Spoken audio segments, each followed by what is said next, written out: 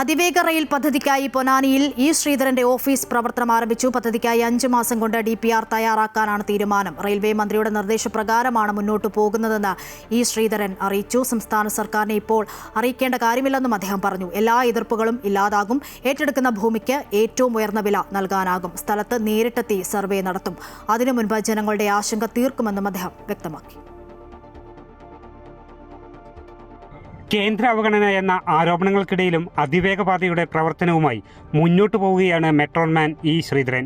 ഇന്ന് രാവിലെ 9:30 പൊന്നാനിയിൽ അതിവേഗ റെയിൽവേ പാതയുടെ പ്രവർത്തനങ്ങൾക്കായി DMRCയുടെ ഓഫീസ് പ്രവർത്തനം ആരംഭിച്ചു. ശ്രീധരന്റെ പത്നി രാധാ ശ്രീധരൻ ഭദ്രദീപം കൊളുത്തി ഓഫീസ് ഉദ്ഘാടനം ചെയ്തു. ഇ ശ്രീധരൻ DMRC ഉദ്യോഗസ്ഥരുമായി കൂടിക്കാഴ്ച നടത്തുകയും ചെയ്തു.